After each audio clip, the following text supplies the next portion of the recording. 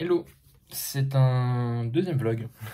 Je me suis motivé, je viens de finir l'upload du premier. Je vais faire un montage très rapide comme j'avais dit, hein. J'ai mis une intro et puis après j'ai tout mis les uns à la suite des autres, j'ai pas réfléchi.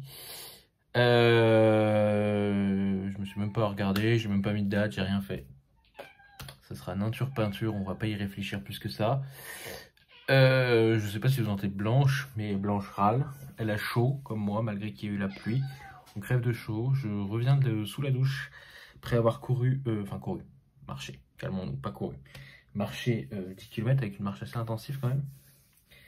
Et voilà, voilà. Je suis un peu fatigué. La foudre et la pluie n'ont pas eu raison de mes 10 km. Là, je me motive à faire 10 km par jour là, depuis le 2 juillet. Je vous ai pas dit, on est le 13, on est mercredi 13 juillet. Vous aurez du coup le vlog de 1 demain. Enfin, du coup, tard, mais du coup, je pense que le jeudi, c'est pas mal. Je l'upload le jeudi à 17h. À la base, je voulais le monter mardi, mais j'ai été trop pris par le boulot, donc du coup, c'était pas la peine. Et mardi soir, j'avais pas envie d'allumer le Mac, de faire qu'il chauffe l'appartement, alors qu'il faisait déjà assez chaud. Là, déjà, j'ai déjà chaud, je suis en sueur déjà. Donc, je vais essayer d'aller vite sur le blabla. État des lieux du début de ce vlog. Je suis dans le Notre-Dame de Paris de Victor Hugo. J'ai bien avancé, je suis page 484. Voilà, sur 725, je crois que je me souviens, ou 730, un truc dans le genre. Ça se lit super bien. J'aime beaucoup. La plume de Victor Hugo est ultra fluide. Comme je vous disais dans le vlog d'avant, j'ai vraiment beaucoup de choses qui me reviennent parce que j'aime beaucoup la comédie musicale, je la connais par cœur. Et donc du coup, à chaque fois qu'il y a des phrases qui reviennent, ça me fait penser à la comédie musicale. Et là, je viens de lire la grande tirade de Frollo. Donc je vous dirai pas de quoi elle parle parce que je ne veux pas vous spoiler, c'est page 460 à peu près. Donc une grande tirade de Frollo qui fait bien 4-5 pages. Où en gros, voilà, il parle un peu de son endoctrinement. Je sais pas si on peut vraiment dire ça, par rapport à la religion, par rapport à la... Il y a Blanche. Et bah va venir évidemment, tant qu'à faire. Hein. Donc par l'endoctrinement de la religion, par sa passion, par la science et par tout ce qu'il a dû refouler en lui, etc. et qui aujourd'hui le rend complètement fou. C'est, comme je disais sur Instagram, au niveau de la comédie musicale, c'est mon personnage préféré de la comédie musicale. J'ai oublié encore par qui il est joué, Daniel Lavoie, je crois. Voilà, donc c'est un personnage assez important dans la comédie musicale. Là, dans les romans, je suis un peu étonné parce que je trouve que aucun personnage est vraiment important. On n'a pas plus un personnage que l'autre, il y en a même qui sont très effacés parmi les personnages qui me semblaient les plus importants. On a des personnages en plus qui ne sont pas dans la comédie musicale, bien entendu. On a Jeanne, par exemple, le frère de Frollo. Voilà, donc on a vraiment ce côté-là qui est assez déroutant, si je puis dire, qu'on n'a pas les mêmes personnages, qu'on n'a pas, etc. Et donc oui, je parlais de Claude Frollo, donc qui est un personnage, comment dire, assez emblématique en soi de la littérature française, je pense, par un peu les biais qu'ont eu la religion pendant le Moyen-Âge, l'importance de la religion sur les hommes, qu'est-ce qu'elle a fait faire à des hommes, qu'est-ce qu'elle leur a fait refouler, qu'est-ce qui du coup les a rendus fous. Même lui, il dit qu'il n'avait que deux maîtresses, la religion et la science. Il le dit dans la tirade, il le dit dans la chanson. Ouais, d'un coup, sa vie est chamboulée, il n'arrive plus à retrouver la foi, il s'en veut énormément, il a l'impression de devenir un suppôt de Satan, ouais, les limites, il s'auto-flagelle, hein, il s'auto-flagelle de tout ça, et en fait, tout ça a mené à le rendre le personnage qu'il est aujourd'hui, et je trouve ça intéressant en fait quand on voit à quel point un homme peut devenir le monstre en fait, le basculement de l'homme au monstre. Il y a une phrase du Joker qui est assez emblématique, hein, il dit qu'il suffit d'une seule mauvaise journée pour rendre l'homme le plus sain, le plus horrible. de faire de lui le monstre le plus horrible. Et ben c'est à peu près ça pour Frollo, sauf que lui, c'est vraiment qu'il s'est emmuré dans sa religion, dans ce qu'il croit de la science de cette époque. Et donc du coup, en étant emmuré dans ça, dans sa passion pour Dieu, dans sa passion pour la cathédrale, dans sa passion pour l'envie de réussir, voilà, il est très froid avec son frère, oui, il devient un monstre, il est comparé à une gargouille à un moment à Notre-Dame, c'est qu'il vraiment il se transforme euh, par quelque chose qui va détruire ses convictions. Et je pense que quand on est trop ancré dans quelque chose, on peut être poussé à la folie, et c'est ce qui amène à ça. Voilà, donc c'est pour ça que j'aime beaucoup le personnage de Frollo par sa construction, parce qu'en fait on apprend beaucoup d'où lui vient toute cette folie. Alors comme je disais hein,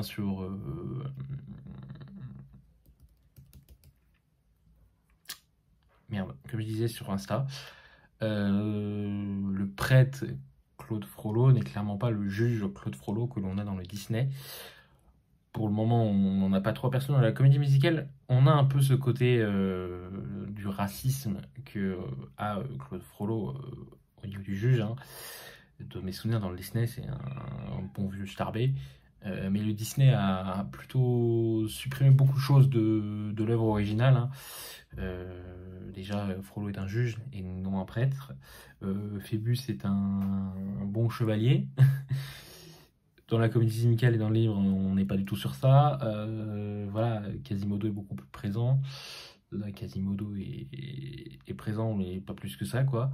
Donc c'est quand même... Ouais. Ce qui me perturbe aussi dans ce titre, enfin ce qui me perturbe, ce qui me fait bizarre, c'est le narrateur qui, du coup, lui, est vraiment très présent. On a vraiment une très grosse narration, description de Paris, fait par le narrateur, et le narrateur brise le quatrième mur, il s'adresse au lecteur. Très souvent, un passage, je me souviens, il parle d'un personnage, en fait, un personnage suit un autre personnage, et il dit le lecteur a sûrement compris que ce personnage est un tel, mais l'autre personnage ne l'a toujours pas compris. Donc, il dit un truc, ouais, le lecteur est plus intelligent que le personnage actuellement, car il a sûrement compris que ce personnage est un tel. Donc voilà, c'est très drôle et c'est assez déroutant par moments, mais ça fait que par notre omniscience et par le fait que le narrateur arrive à nous mener à des choses, bah, c'est beaucoup plus agréable, c'est beaucoup plus fluide. J'essaie de pas trop vous spoil dans ce que je dis, parce que même si c'est un classique, comme j'aime souvent le dire, hein, ce titre a été écrit au 19e siècle, que je ne le lis que maintenant, parce que moi, à l'école, on ne me l'a pas fait étudier, et que l'école m'a donné quand même un assez mauvais souvenir des classiques. Et en lisant ce titre, je me rends compte que bah, tous les classiques ne sont pas forcément des chemins tortueux, et ils peuvent être aussi très intéressants. J'ai dans ma palle une amie qui m'a prêté L'étranger d'Albert Camus, par exemple, un classique qui m'a toujours fait peur, parce que j'ai entendu beaucoup d'éloges dessus. Et j'en ai toujours eu très peur. J'ai eu le Dracula de Bram Stoker à mon anniversaire. J'ai eu les Trois Mousquetaires à mon anniversaire aussi. Donc peut-être que je me laisserai vagabonder à droite à gauche dans ces lectures. Je sais voilà, que j'ai des titres qui m'attendent et qui peuvent être très intéressants à lire. Il faut savoir que je sais plus si je l'avais dit, mais j'ai pris cette édition là de Pocket parce que j'avais acheté une édition de livre de poche qui était écrit en pâte de mouche, qui avait des notes de bas de page énormes, et moi ça me saoulait trop dans le texte, parce que c'était vraiment des notes de bas de page, c'est pas comme les notes de bas de page de G. Christophe, où c'était vraiment pour enrichir l'univers, où c'était avec de l'humour et tout, c'était le narrateur qui jouait avec nous. Là, on avait des notes de bas de page, c'était des explications historiques, etc. Mais il y en avait genre 10 par page, et parfois, sans vous mentir, genre, ça c'était les notes de bas de page, et ça c'était le texte, quoi. Donc il y avait vraiment, le livre était extrêmement gros, c'est pas du tout lisible, je trouvais. Et là, la police est beaucoup plus grosse, c'est beaucoup plus fluide, je lis beaucoup mieux. On a quelques notes de bas de page, mais beaucoup moins, ce qui ne m'empêche pas la compréhension de l'histoire, du coup. Je veux dire aussi que c'est assez déroutant au tout début de ce titre. Je vais vous l'avoir chroniqué limite sans l'avoir fini, hein, ce titre, si ça continue. Vous aurez juste mon avis sur la fin, peut-être. Enfin oui, vous aurez mon avis sur la fin, mais du coup je vous aurais chroniqué quasiment tout le livre. Au début c'est assez déroutant parce que Victor Hugo nous présente vraiment beaucoup de personnages qui n'ont pas d'importance quasiment, sans vous mentir. On nous présente une flottée de personnages, on nous raconte la vie dans Paris, etc. Et c'est assez bizarre parce que, comme je disais, je m'attendais vraiment à retrouver une partie de la comédie musicale qui arrive bien loin après, d'ailleurs, bien longtemps après. Et là, on a vraiment une présentation de pléthore de personnages d'une scène que je ne comprenais pas. Et je pense que ça vaut le coup de s'accrocher, vraiment, les 75 premières pages, il faut s'accrocher. Et une fois qu'on a atteint ces 75 pages, que l'histoire commence à se dérouler, ça va beaucoup mieux. La plume de Victor Hugo aide beaucoup aussi, je trouve, à ce niveau-là. Parce que elle est fluide, elle est efficace. On est pris dans le Paris du XIe siècle, je crois, c'est ça? Ça se passe comment cette histoire? Vous savez, même moi, j'arrive jamais à. Je pense que ça passe en 1100, ça doit être tout le XIIe siècle, peut-être XIVe siècle. Le Moyen-Âge et élève un monument. Bah écoutez, c'est pas écrit. Notre-Dame de Paris. Notre-Dame de Paris. Oui, parce qu'en plus, au début, vous avez une note. Elle était présente dans le livre de poche. D'ailleurs, le livre de poche, il avait une préface ultra longue aussi. Bref, je trouve que c'était pas un bon livre, personnellement. Enfin, c'est pas un bon format pour peut-être découvrir le texte. En 1482, oui, non, 15e siècle, d'Orient était complètement à l'ouest. En 1482, bref. Oui, bah oui, parce que la cathédrale de Notre-Dame, elle était finie d'être construite quasiment en 1480. Oui, elle était finie en 1482. 1100, elle venait à peine d'être commencée. Étant donné qu'ils mettaient des années à les construire à cette époque, même des siècles. C'est vrai que c'est assez. Voilà, on est perdu dans ce Paris-là. On est pas perdu, on est bien. On est bien dans ce Paris-là. Ça nous change de. Ouais, je sais pas. Franchement. Comparé à mes souvenirs du Père Goriot, qui était un calvaire par rapport à ça, Balzac, quand il me parlait de Paris, je me paumais complètement. Je l'ai lu en seconde, le Père Goriot, hein, j'ai souffert. Je crois que c'est un des rares romans que je n'ai jamais terminé parce que j'ai trop souffert dans ce titre. Au grand désespoir de mon prof de français, il faut savoir qu'en cours de français, il n'y a eu que 2 livres que je n'ai jamais terminés. Sinon, j'ai toujours fini mes titres qu'on me faisait lire en cours de français. Sauf pour peut-être ma première année, ma première, le bac de français, le gars il a suivi les choses comme ça. Mais en gros, de tout mon collège, déjà j'ai eu une prof de français, moi pendant tout mon collège, c'est toujours la même quasiment. Oui, c'est toujours la même en fait. Sauf à un moment, elle s'est fait remplacer parce qu'elle était enceinte. Mais pendant tout mon collège, j'ai eu une prof de français qui a su me donner envie de lire, ce qui n'est pas donné à tous les profs, hein. Donc du coup, j'ai quasiment lu tous les livres, sauf un qui était en 3e, c'était Stupeur et Tremblement de Amélie Nothomb. C'est le seul livre que j'ai lu, commencé d'elle et que j'ai abandonné depuis. Je n'ai jamais repris cette autrice. Du coup, ça m'a marqué, hein, parce que même si elle avait mis toutes les forces pour qu'on apprécie ce livre, je l'ai détesté. Je me suis ennuyé, je comprenais rien. J'avais l'impression de lire le roman d'une tarée, sans mentir. Et donc du coup, je l'ai abandonné et je l'ai jamais repris. Et du coup, je lui avais dit à un proche, je suis désolé madame, mais c'est votre seul livre que je n'ai jamais fini. De toute façon, ça s'est senti dans ma note, hein, de mon bilan lecture.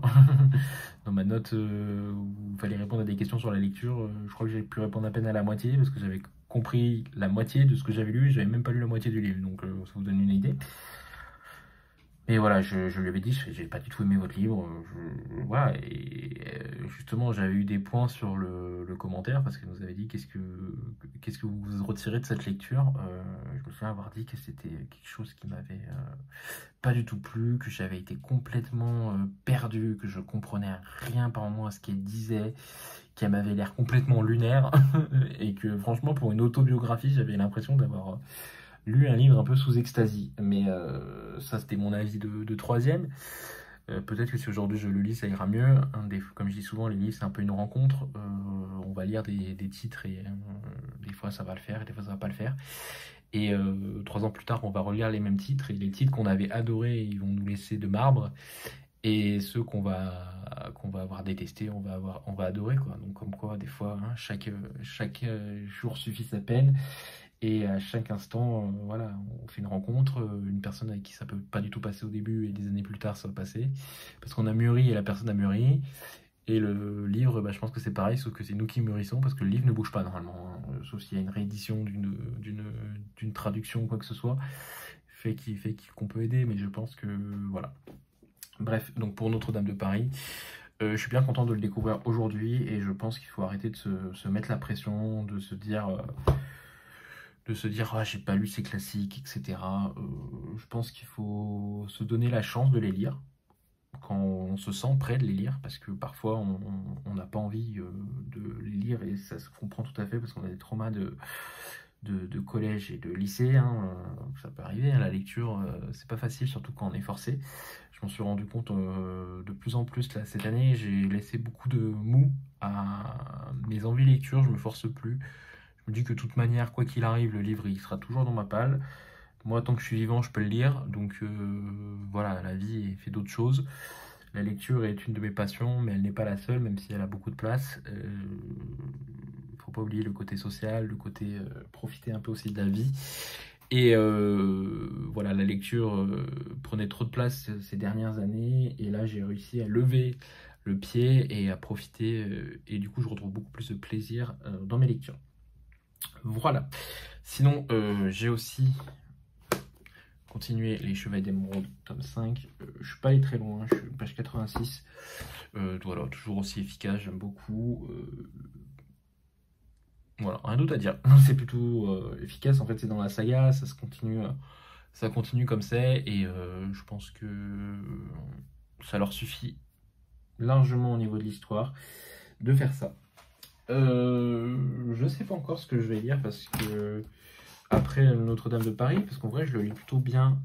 Quand je vous ai pris lundi, j'étais page 330 je crois, même pas, un peu moins, 320 peut-être. J'étais avec un peu d'eau pour votre avoir et une larme pour une goutte d'eau, la 329. J'ai lu 160 pages quasiment là, en 2 jours, parce que ça se fait très bien. Et encore, j'ai pas trop pu lire hier et aujourd'hui, je trouve. J'aurais pu lire beaucoup plus. Donc je sais pas si je vais pas faire un autre titre le temps que le week-end arrive. Je ne sais pas où elle en est, Lully de Swan Song, parce que on était censé s'attendre pour l'épée et la famine et la peste. Donc je ne sais pas où elle en est pour Swan Song.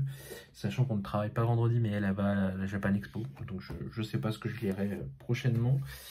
Je vais continuer mon 15K. Moi, j'ai pas vraiment carnet de lecture avec moi, mais je continue à valider quelques items. Je crois que j'en ai validé 6-7 pour le moment sur 30. Hein. C'est pas dingue, mais ça fait toujours 6-7 de valider. Je pense que celui-là serait clairement classique de la littérature française comme item. C'est pour la soupe au chou. Donc voilà, ça sera fait et ça validera cet item. En fait, je me tâte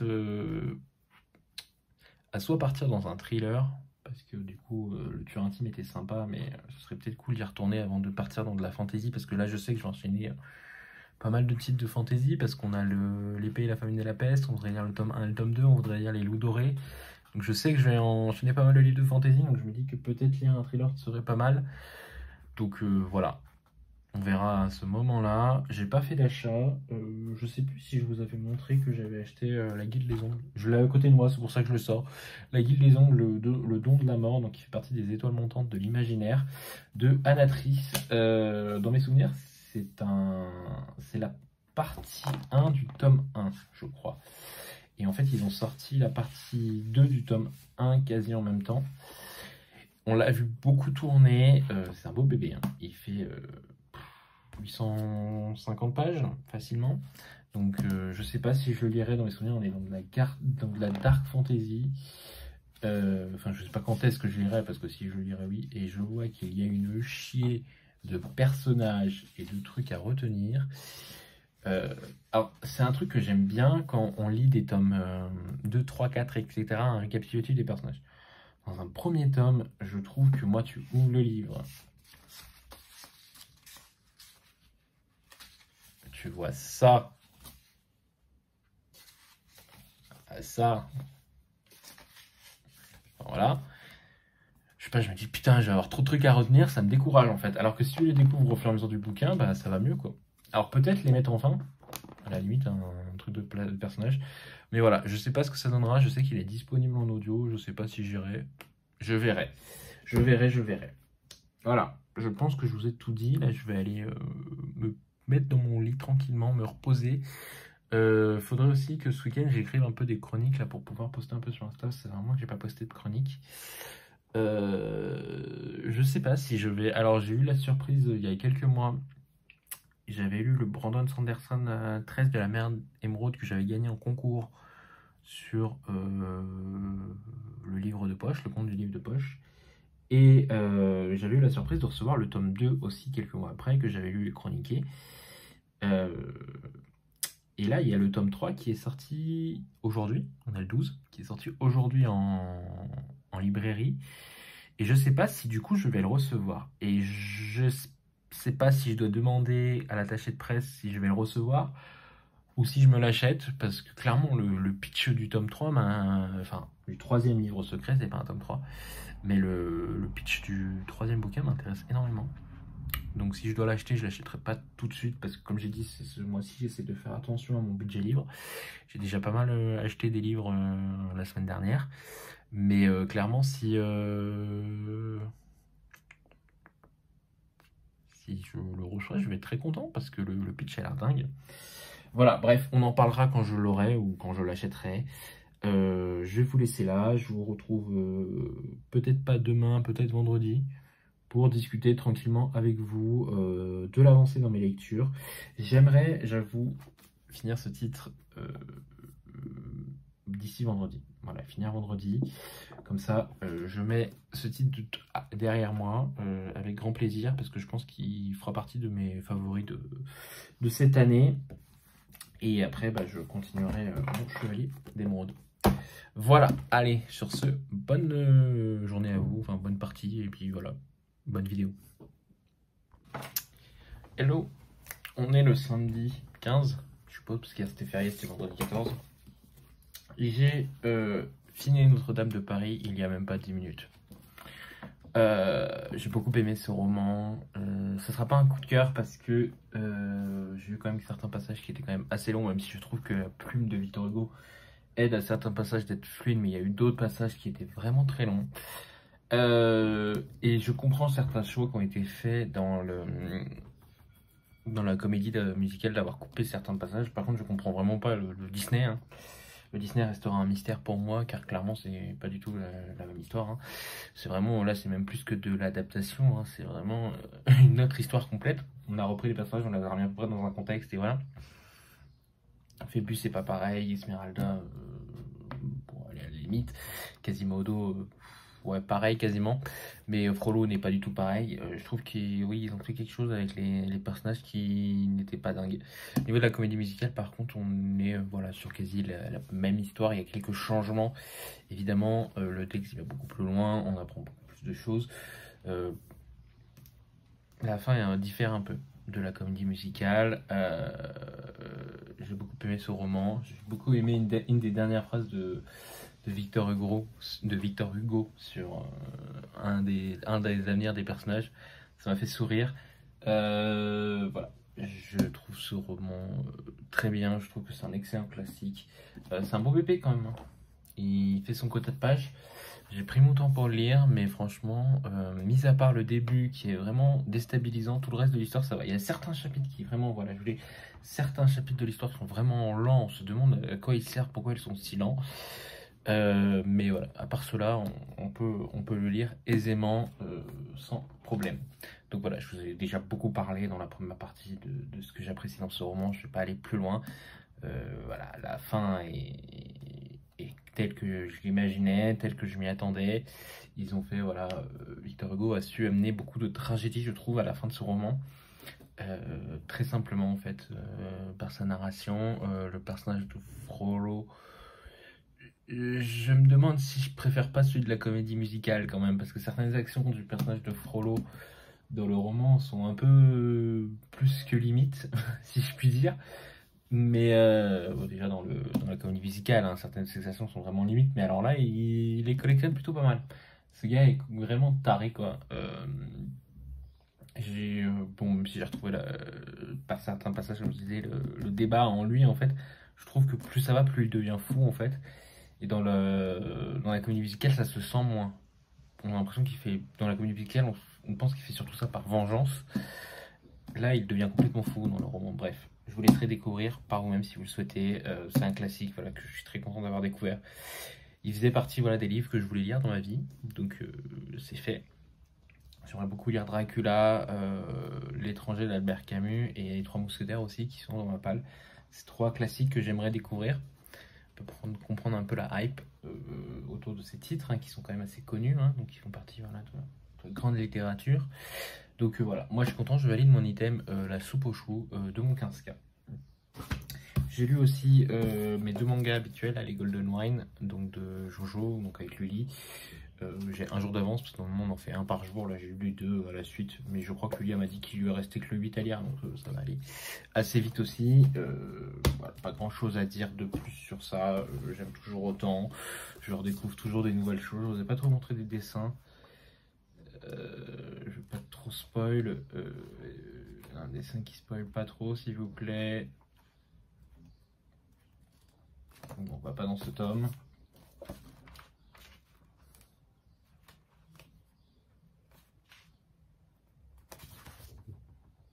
Voilà à peu près les dessins. J'aime beaucoup être... voilà, je voyage en Italie. J'étais à Paris là, avec la Notre-Dame de Paris. Après, j'étais en Italie avec Jojo. Voilà, j'ai voyagé pendant je vais avoir voyagé pendant mon été. Ça me fait plaisir. Ça fait voilà.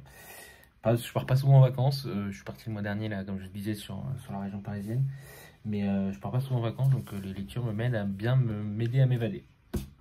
Sinon, j'ai lu un peu aussi Les Chevaliers d'Émeraude. Voilà, j'ai lu la moitié, hein, il me reste une autre moitié. J'ai pour objectif de finir demain. J'avais pour objectif de finir Notre-Dame de Paris vendredi et finir celui-là samedi, mais vendredi j'ai pas eu l'envie de lire. Et quand j'ai pas envie, je ne lis pas. J'ai un peu lu, mais pas de manière très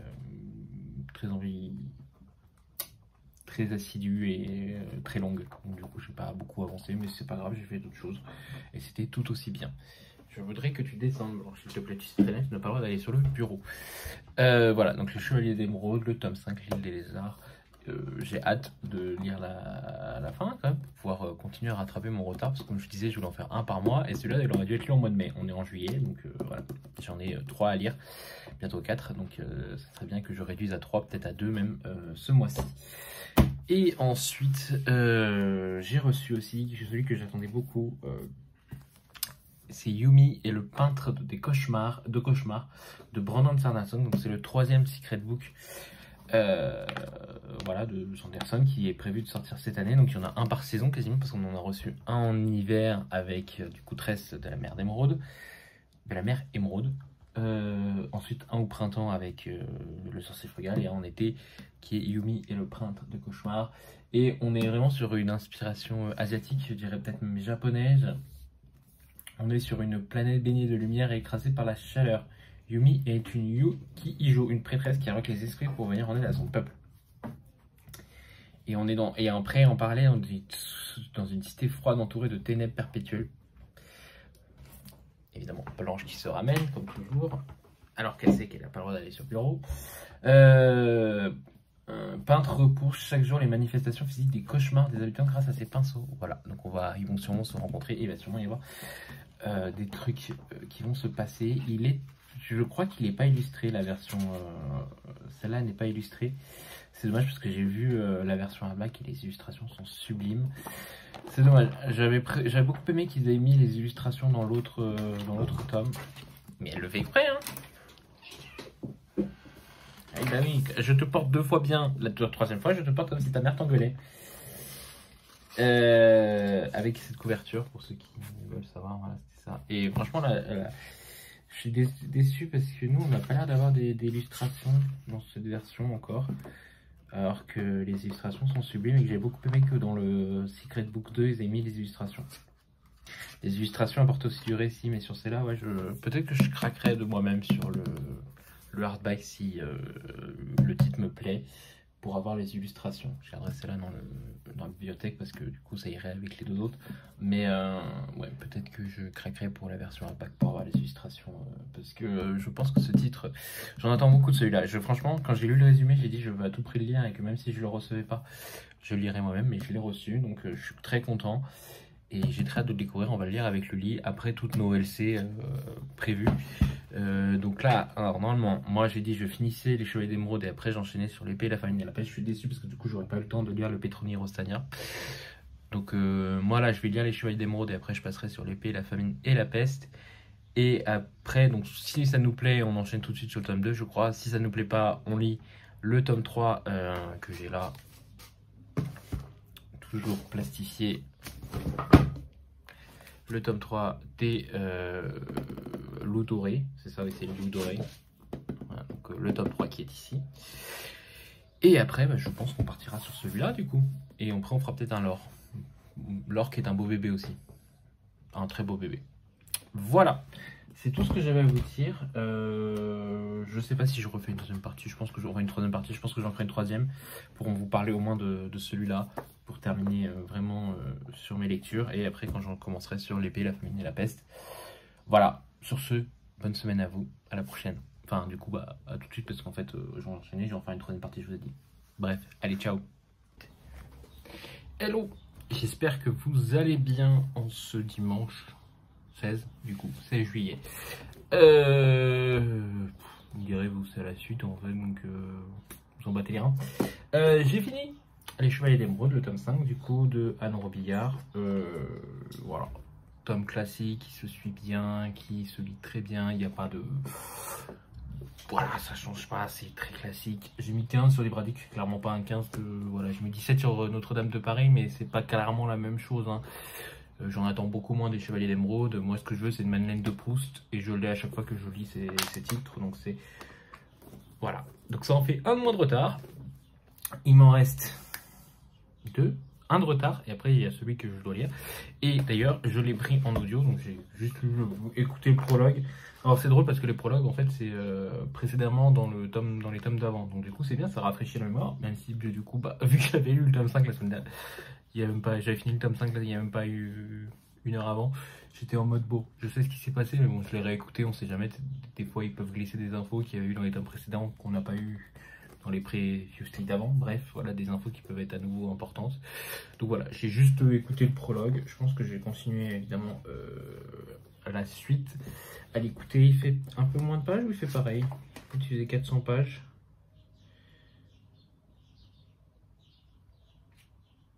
Et un peu moins long, il fait 393 pages, voilà. Ils font du 400 pages.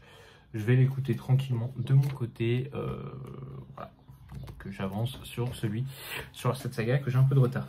Et ensuite, bah, j'ai lu l'épée et la famine et la peste. Donc on a commencé en lecture commune avec lui aujourd'hui. J'ai bien avancé déjà. Je suis passé en 81 sur 400 pages, je crois que j'avais lu à peu près. Donc ça en fait, ça en fait déjà une bonne partie de lu. En même temps, je l'ai lu pendant que je fais mes 10 km, donc ça a aidé. Oui, parce que je lis en marchant, donc ça me permet de bien avancer dans les pages. Et voilà, donc j'ai lu 181 pages en faisant mes 10 km. Ça me fait faire du sport et en même temps de la lecture, donc c'est ce que je recherchais, parce que bah, malheureusement, des fois, il fallait choisir entre l'un et l'autre. Et là, je peux combiner les deux pendant l'été, donc c'est toujours appréciable. L'épée et la famine et la peste. Donc du coup, de quoi ça va parler? De ce que j'ai compris.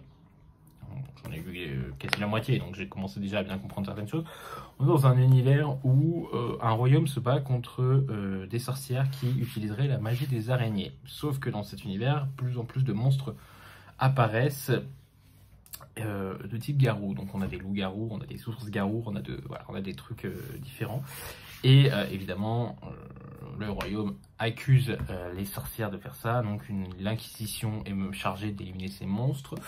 Et on va suivre 3 protagonistes. Un premier personnage qui s'appelle Silan, qui est frappé par une malédiction qui le transforme en loup-garou.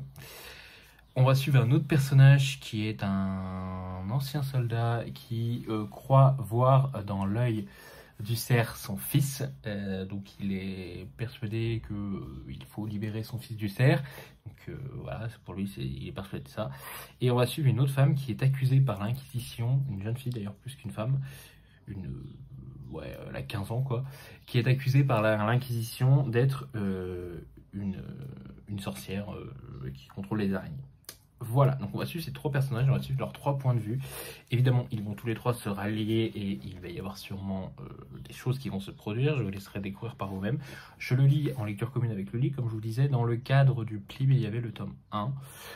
Moi, j'ai eu un lot sur une tête du tome 1 et du tome 2 pour 20 balles. Donc du coup, on se disait que peut-être si ça allait bien, on allait enchaîner les deux avec le lit. Pour le moment, moi, ça va. L'univers est assez sombre, donc ça me plaît bien. Ça se lit assez vite, c'est assez addictif. Je n'ai pas la peur des araignées, donc moi ça ne me cause pas le même souci, mais je sais que certaines personnes avec qui j'ai échangé sur Instagram ont la phobie des araignées. Donc pour eux, ce roman est un dilemme. Mais voilà, chacun ses frayeurs. Moi ça va, ça ne me gêne pas. L'univers est assez sombre. Voilà, assez adulte. C'est la première fois que je lis un Wallenstein, j'avais un peu d'appréhension parce que j'ai entendu de tout sur les titres qu'elle a écrits, hein, du bon comme du moins bon. Voilà, je suis des personnes qui sont très fans de sa plume, je suis d'autres personnes qui sont un peu moins fans de ses histoires. Donc on va voir ce que ça va donner. Pour le moment, on est plutôt pas mal. Sur 181 pages, j'ai pas de choses qui m'ont beaucoup choqué. Voilà, ça se lit très bien, très vite. Les pages sont bien remplies, par contre, on en a pour notre argent. Hein. Les pages sont bien remplies, je trouve, chez Scrineo, donc au moins, voilà, c'est pas trop aéré, elles sont bien remplies. La taille de la police est parfaite, j'ai rien à redire sur ça, et franchement, je trouve que c'est plutôt agréable à lire. J'avais lu chez eux un autre roman pour le Philippe, j'avais lu Combien la vente, qui moi par contre, ça n'avait pas du tout marché avec moi. J'avais pas du tout accroché, même je n'appréciais pas ma lecture, je m'endormais dedans. Mais là, celui-là, ça va. Il y a eu un moment où j'ai eu un coup de fatigue, mais c'est surtout à cause du sport que à cause du titre. Voilà. Je pense que je vais clôturer tout ça ici, étant donné que je ne sais pas quand est-ce que je finirai le Wallenstein, parce que là, j'ai pu lire 181 pages, mais demain, avec le boulot, je vais pas lire 181 pages, surtout que la plupart du temps, en marche que je fais bien 10 km dans la journée, mais vu que je cours déjà au bout du bureau, à droite à gauche, que je marche et tout, qu'on va chercher à manger avec les collègues et tout, ça me fait déjà quelques kilomètres. Et en gros, quand je rentre, le plupart du temps, il me reste 5 km à faire. Donc je pourrais pas enquiller 181 pages à nouveau, surtout que peut-être que le matin j'irai en bus, mais peut-être que le soir on me ramènera. Donc voilà, je n'enquillerai pas 181 pages à nouveau, mais voilà, surtout que ce soir, je vais surtout me concentrer en audio sur les Chevaliers d'Émeraude parce que mes yeux ne peuvent plus lire. Voilà, je vais tranquillement me poser pour écouter mon audio, faire du rangement, etc. Voilà, donc je vais clôturer là. Je voulais remercier les personnes qui ont commenté et de rappeler que du coup vous me connaissez, hein, moi c'est un coup je viens, un coup je pars, je préviens pas, je fais comme je le sens. Là j'ai réussi à en faire un deuxième, on va voir si je vais réussir à le monter. Parce que des fois, ce que vous savez pas, c'est que des fois je publie 2 vidéos, mais j'ai réussi à en faire 4. Mais derrière j'ai la flemme de les monter. Il faudrait que je réponde aux commentaires, je pense à ça, il faut que je réponde aux commentaires. J'ai pas le réflexe de répondre aux commentaires, de répondre que ce soit sur Instagram, sur YouTube, même des fois aux messages, je suis désolé. Mais vous verrez mon téléphone, je suis plus de 100 et quelques messages de retard sur mes SMS. Il y a des gens, je leur mets des vents pendant des siècles, je suis vraiment désolé. Mais c'est voilà, c'est pas contre vous, c'est juste ma personnalité, juste j'ai besoin de me préserver au maximum et du coup je mets des vents. Je suis désolé, c'est pas contre vous, bien entendu. Voilà. Allez, à plus.